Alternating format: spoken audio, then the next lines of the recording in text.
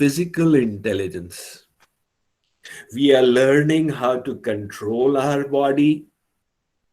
Nothing comes automatically. Even the ability to sit without falling requires controlling our musculoskeletal system through the brain. So this is the first kind of intelligence that develops in our personality. And later on in life, in old age, again, that physical intelligence is very critical to understand your body and keep it healthy. Then when we enter school, the second intelligence becomes the focus. That is our cognitive intelligence, CQ, or more popularly, IQ. So this involves our ability to understand problems, analyze them, and create solutions, which is what schoolwork involves. And we keep on cultivating the IQ as we go through the grades until we reach adolescence. And then life becomes complex because now there are so many kinds of emotions and relational networks. So the third intelligence becomes the focus, and this is EQ, or emotional intelligence. Emotional intelligence, we will come back to it again, but just briefly, has three aspects to it. Some people say 4 aspects, some people 5, some people 6, but 3 important parts. The first is self-awareness, emotional. To understand my emotions. Oh, there is anger arising. Oh, I am experiencing craving, etc. That's the first part. Emotional awareness. The second part of it is emotional mastery. To be able to handle my emotions and control them in accordance with my wish. And the third is emotional empathy. To understand what's going on in the minds of others. To have empathy means to realize, okay, my behavior can affect so and so in this manner. This becomes essential in our relationships with others. So as the EQ keeps on developing, in early adulthood, the fourth intelligence evolves to a certain extent in different people. And what is that? That is SQ, or spiritual intelligence. So spiritual intelligence makes us think, what is the purpose of life? Who am I? Why am I here in this world? What are my duties? What is my relationship with the whole? So these questions become very strong for people whose spiritual intelligence has evolved a lot, and they are unimportant for many others.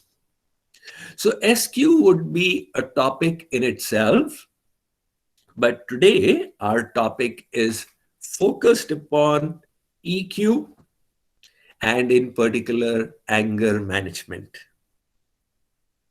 This concept of emotional quotient was popularized by Daniel Goleman. In 1995, he published a book emotional intelligence.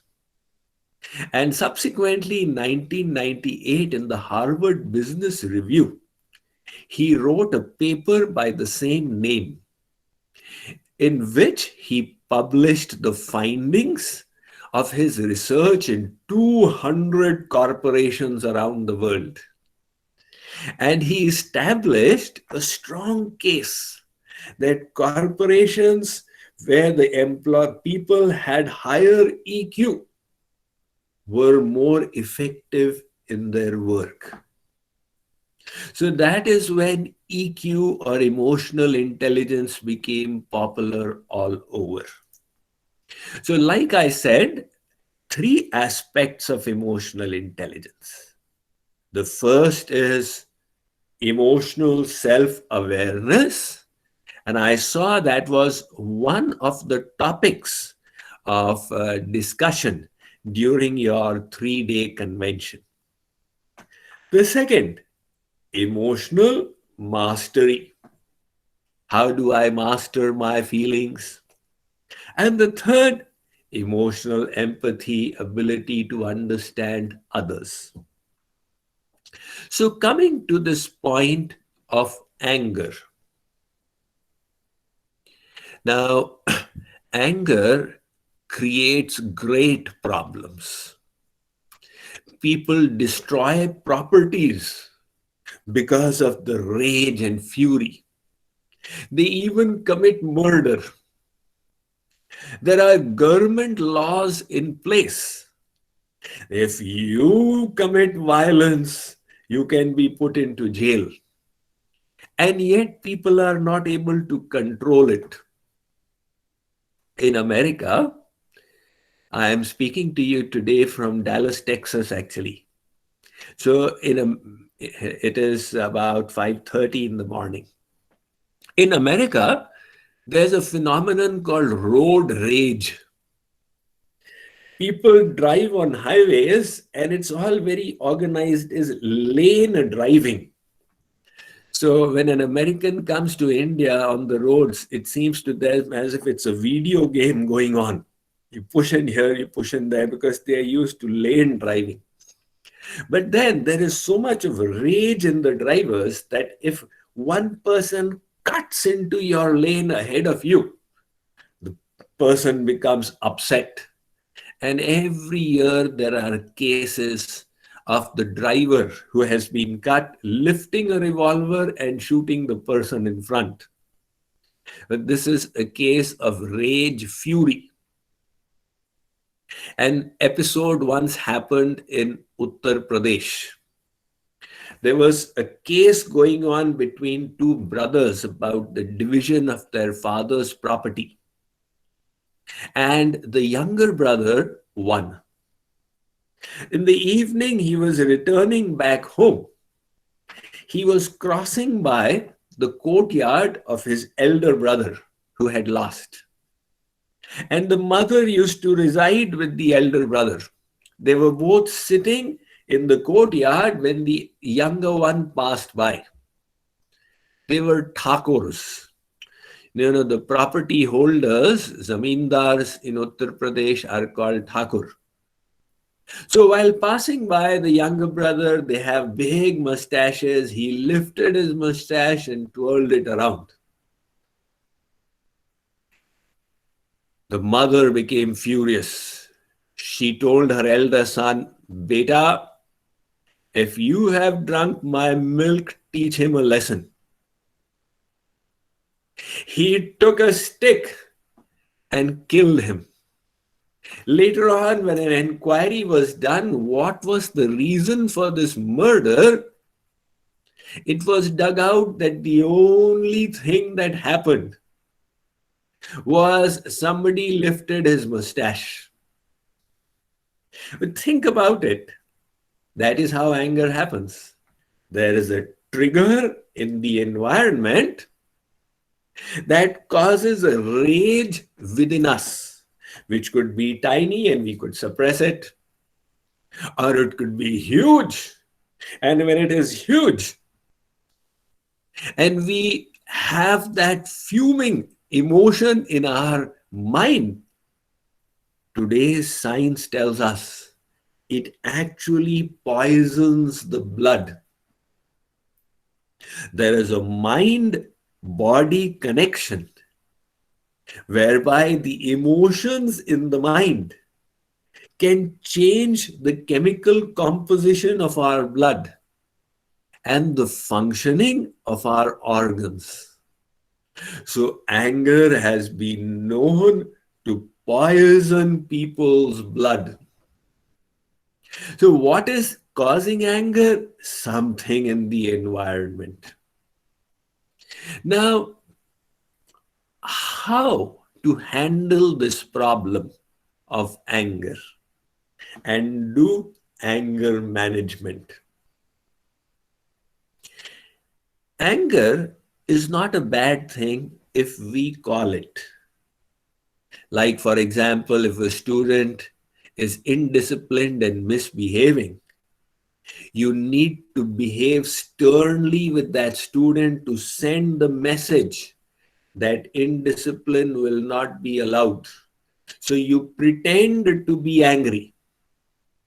Now, is there anything wrong with that? Not at all. You may lift your voice.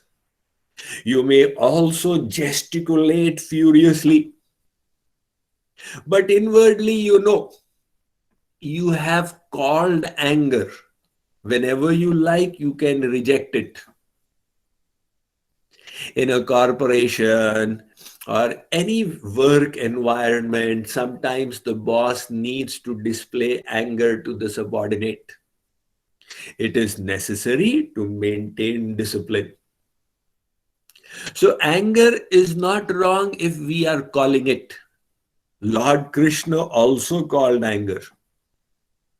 When the Pandavas were doing the Rajasuya Yagya, at that time, the beginning itself, the question arose that the Agra Puja, the first puja, should be done of which personality? And Yudhishthir said that when Shri Krishna here, Krishnam Vande Jagat Gurum, then where is the question of anybody else? The Agra Puja should be done of Lord Krishna himself. Everybody was happy with the decision except Shishupal, who was also present there. Shishupal hated Krishna from birth itself. There's a very interesting story that said that when Shishupal was born, he had 3 arms and 4 legs. And his mother, seeing his grotesque form, wanted to throw him away. It seems like evil personified has come to my house. But then Narad said to his mother, look, you cannot kill him. The person who kill him is the one. When he takes this Shishupal into his lap, his extra arm and legs will disappear. So subsequently, Shishupal's mother, after a few years, when Shishupal was 2-3 years old, happened to take him to Krishna. And Krishna put the baby in his lap, and his arms and legs disappeared, the extra ones.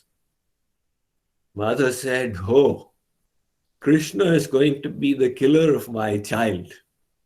She begged, please forgive him. Now, Krishna said, I will forgive him 100 times, but not beyond that.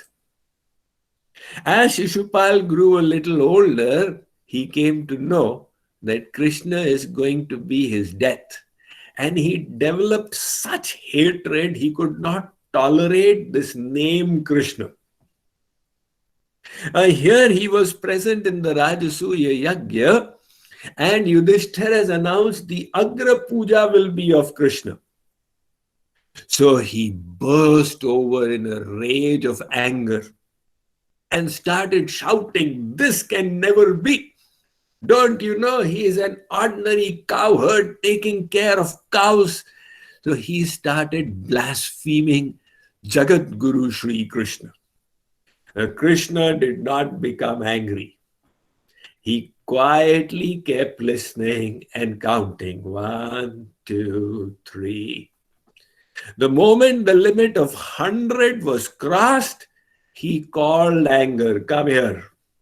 And then he burst into rage. How dare you insult? He invoked the Sudarshan Chakra and set it to chop off Shishupal's throat. So Yogeshwar Sri Krishna became angry. But the difference was he called the anger. If you call anger or desire, there is no harm in it. The problem with us is that anger comes of its own accord, uninvited. There is the difficulty. So we need to analyze, why does anger happen? Do we become angry, or does anger happen to us? This is what we first need to resolve. Do emotions happen to us, or do we invoke these emotions? Sometimes people say, Swamiji, nowadays I no longer feel any love for my wife or my husband. They feel that love is happening. A lot of people are in this misconception that emotions happen to them. But that's not really so. Consider this example. Let us say that you were asked by your senior to meet him in the office at 8 o'clock for a very special appointment where your job performance was to be reviewed. You live 1 hour away from the institute. So you set up an early morning alarm, and the alarm did not ring at 6 o'clock. By the time you woke up, it was 6:45. So that made you a little angry. And then when you wanted to visit the restroom, the washroom, your family member had kept it blocked for 10-15 minutes, and that made you a little more angry. Finally, when you washed up and came for breakfast, your spouse did not have it ready in time. You became even more angry.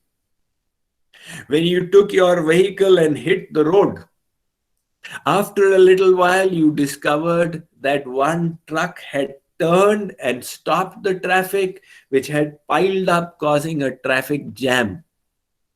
So by the time you came to your boss's office, you were 50 minutes late. And your boss gave you a piece of his mind. So hearing that, you became extremely angry. So what is the cause of your anger? Who is responsible for your anger? Is it the boss who shouted at you? Or is it the truckwala who stopped the traffic? Or else is it your spouse who delayed in the food? Or the family member who kept the washroom blocked? Or the alarm clock which did not ring in time? Who is responsible for our anger? Now, you people have gone through a workshop on emotional intelligence, so you have probably discussed this point. Nobody is responsible except our own selves. What does that mean? That means no matter what the environment or the situation, our emotions are always our own responsibility. Responsibility means the ability to respond. Somebody may abuse you, but how you respond is always a choice that you make. Some people subjugate this choice and they go into the reactive mode. So their emotions are in the control of the environment. This makes them angry, this makes them happy. Now, for little children to behave like that, it is fine. Children, when they are in a bad mood, they always point fingers. It's because of mommy and because of papa. But as we grow up, we are expected to become emotionally mature, which means no matter what happens, I will not become angry. Now, you may have faced very early in my prachar life as a spiritual teacher, this happened. I was giving lecture in a small town in Odisha, in a place called Baudh. In the town hall, there were 1,000 people sitting. And as a teacher, it was important to have the complete attention of everyone, hence ensure pin drop silence, which was the environment. And I was speaking very happy that people were grasping the topic. When one mother allowed her 3-year-old child to run loose, and the little child came through the in-between alley, disturbing the attention of everyone until it came right in front, and nobody was looking at me any longer. They were looking at the child. All the effort I was putting at grabbing people's attention had suddenly been disrupted because of this mother's carelessness. So, at least I hope I called anger. I did not intentionally become angry. So, I thought it necessary to give a scolding so that this never happens again. And I raised my voice to say, why do you allow your children to disrupt the meeting like this? You should have a sense of responsibility. And later on, a few people came to me and said, after the program, there has been a reaction from the crowd. The public says he's a Swamiji. Why did he become angry? So I had a learning lesson that, look, no matter what happens, as a Swamiji, you are not allowed to become or even show anger. But that is emotional maturity. People who are not mature will say, my emotions are because of the environment. Why are you having a mood off? It is all his fault. He behaved like this. Now, such people, to become happy, they need others to change. They need the environment to change. They need circumstances to change. So how will such people be happy in the COVID situation? But emotional intelligence means I don't need anything to be different. My emotions are independent of the environment. And no matter what the environment, I can choose my emotion.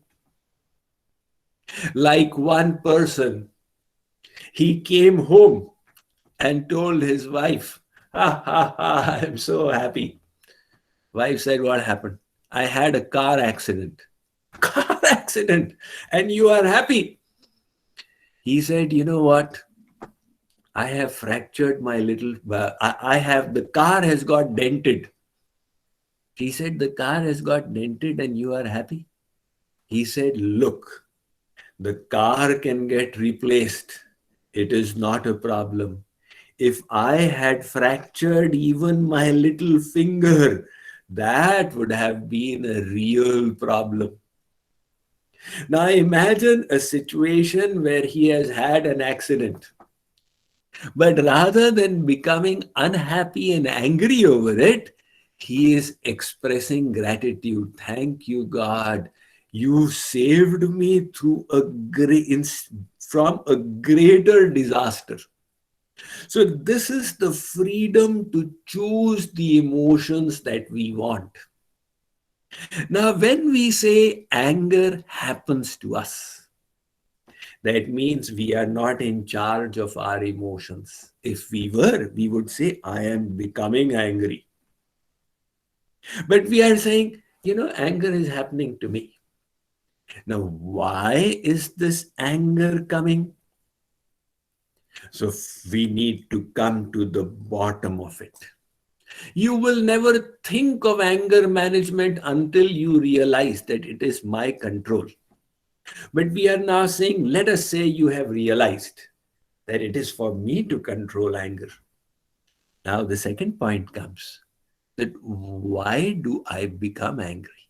And that will present us with the solution, how to conquer it. So the Vedas tell us anger is a symptom. It is not a disease. Yesterday, I thought, let me do a little search on what the world thinks about anger. Yesterday means that last night. So I just looked up at Google, and I did not find one website giving the actual cause of anger. So then where is the question of anger management? They will all give superficial things. You listen to music and you do this and you do that.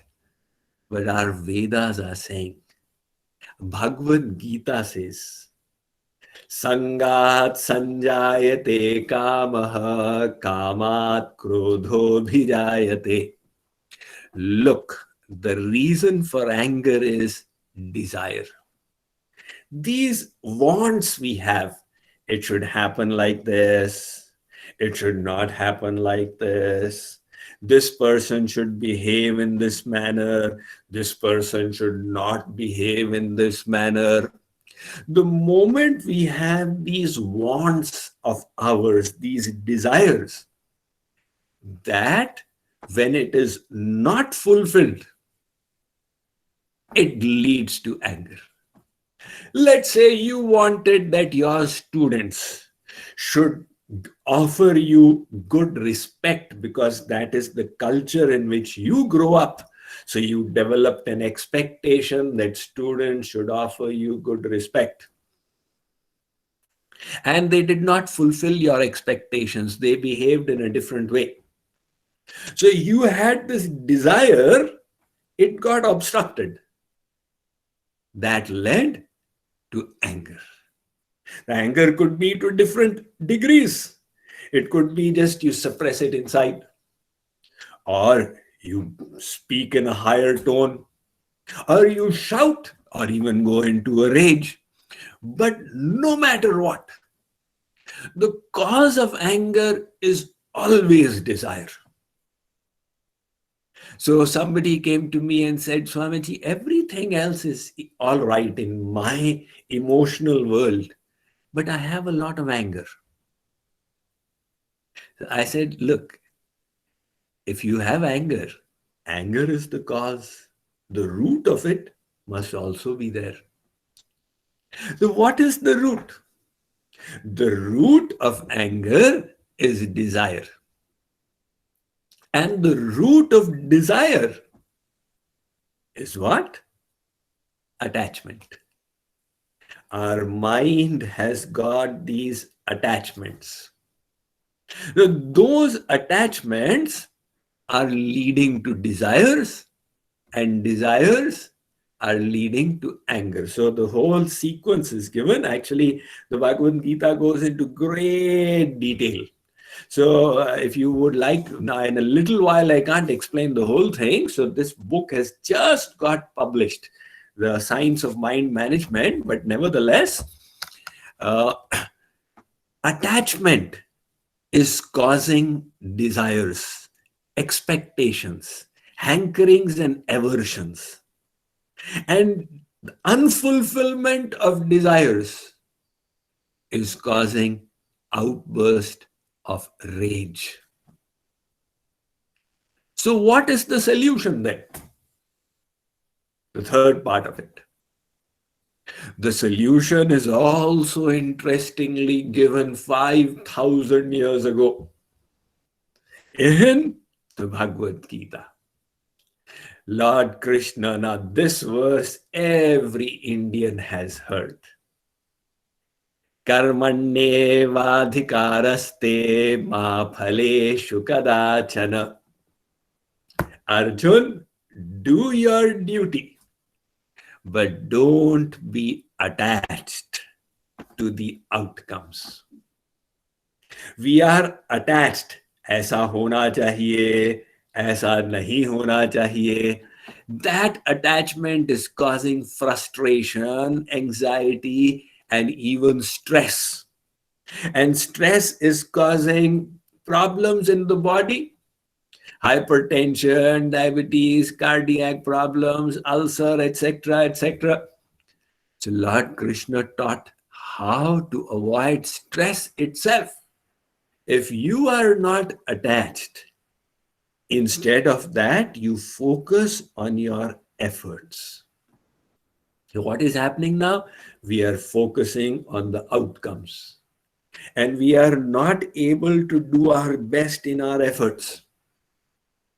Instead of that, if you can focus on your effort, the outcome will take care of itself. Somebody forwarded me a video of the latest cricket sensation. 18-year-old Yashasvi Jaiswal. So interesting that a few years ago, he used to sell pani puri. He's from a poor village. And some coach discovered him and then kept him under. And in a short while, just possibly last year, he was the youngest to score a double century in A-class cricket. And he got selected in the under-19 Indian team and went to the World Cup, where he became the highest scorer in the whole tournament. So in the interviewer from Aaj Tak channel is trying to provoke him. And he says, look, there have been so many cases of people who reached the under-19 team, but that huge amount of fame and success was the result of their failure. So this young Yashasvi Patel, he says, look, my job is to play cricket to the best of my ability. I don't care. The results will come for themselves. I thought he is a proof of Lord Krishna's statement that when you are focused on your efforts, the results will take care of themselves. And when you are not attached, there will be no scope for anger. So, why do we become attached to outcomes? The last point. I don't want to cross my time limit in case it makes anybody angry. Just joking. So, why do we become attached to outcomes? Big point. Because we are thinking the outcome is for myself. I am doing this because I am the enjoyer of the results. Whatever be the results, whether it is money, fame, sense of accomplishment, it is for my happiness. So as long as that urge is there, my happiness, there will be attachment to outcomes, and from attachment will come anger. Now, if we develop divine consciousness, it is not for me, It is for the Supreme. I am doing this work for the pleasure of the divine. When this becomes our consciousness, I am doing this for the pleasure of the divine. The intention will be purified.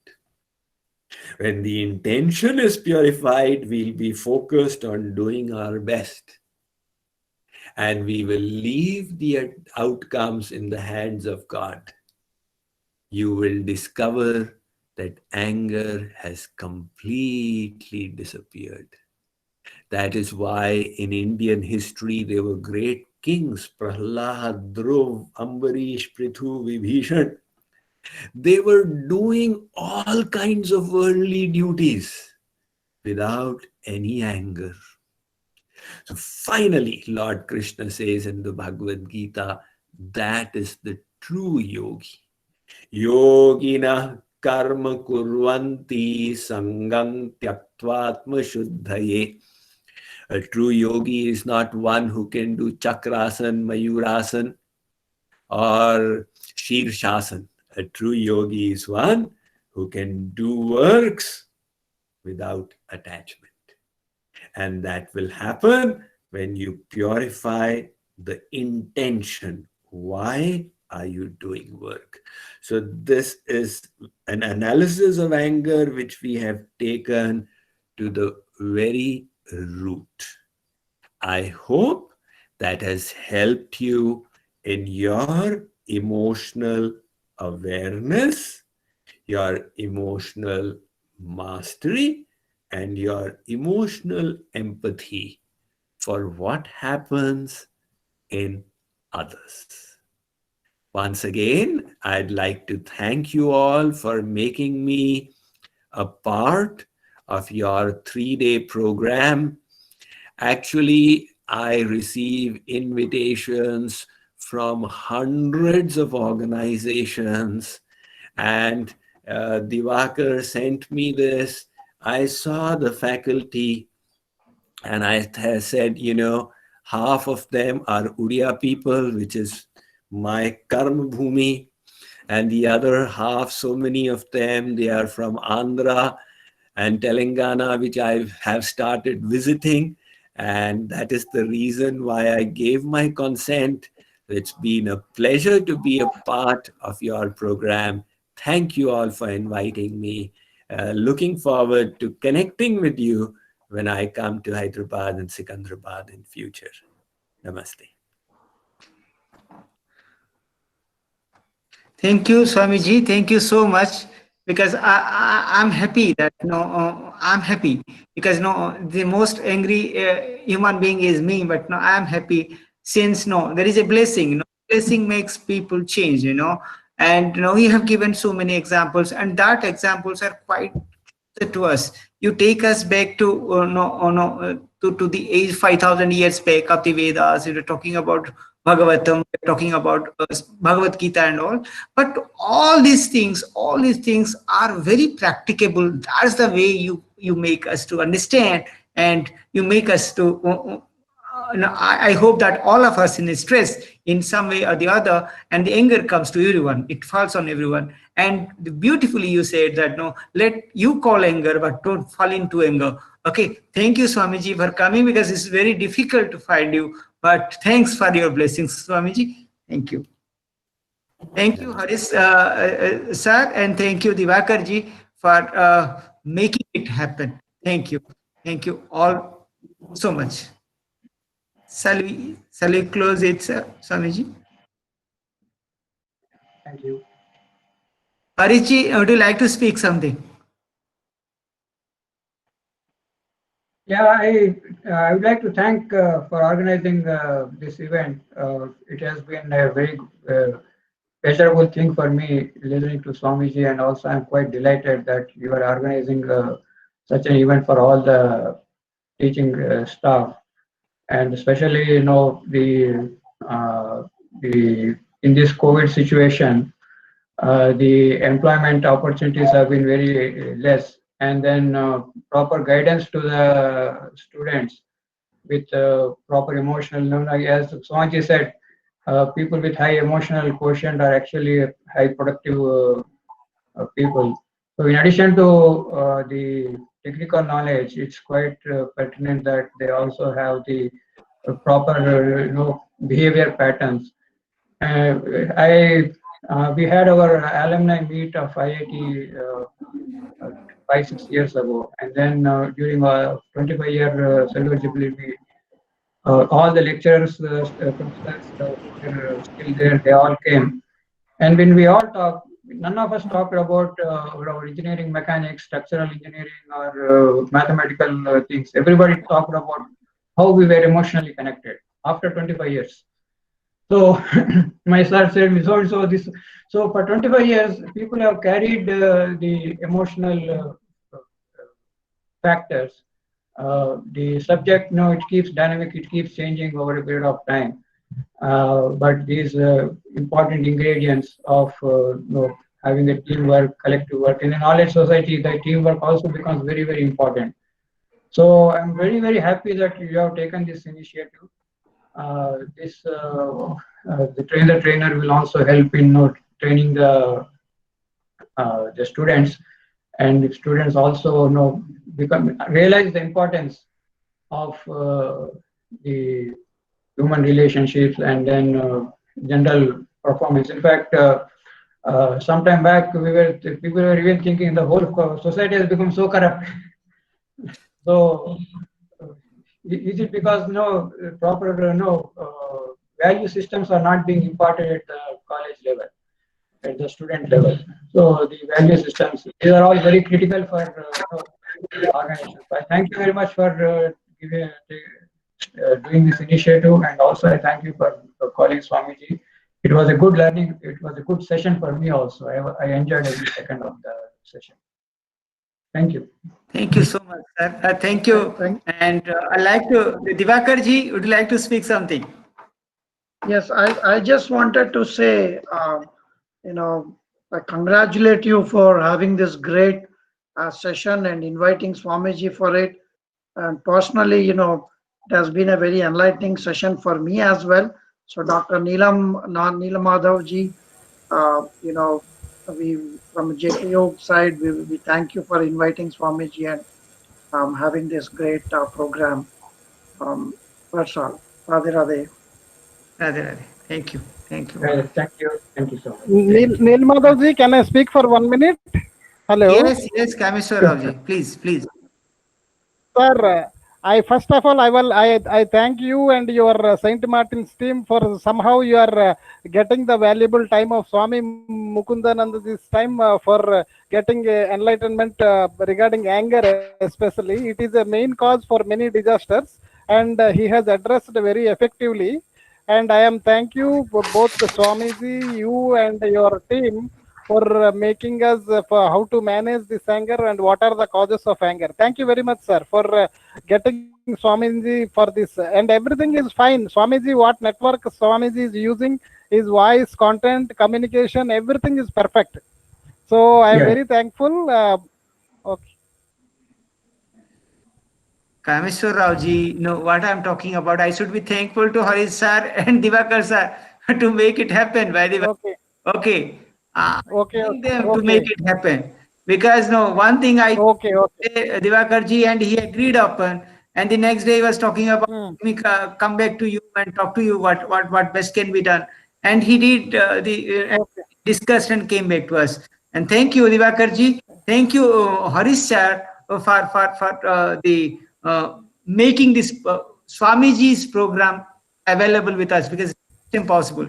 Just not impossible, that's what I thought, but it happened. Thank you. And I thank my principal sir and my HOD, because those who have given me permission, the autonomy to call whomsoever I feel like calling. So thank you to my management, and thank you, all of you. Namaste. Thank you. Namaste. Thank you. Radhe Radhe. Thank you. Radhe Radhe.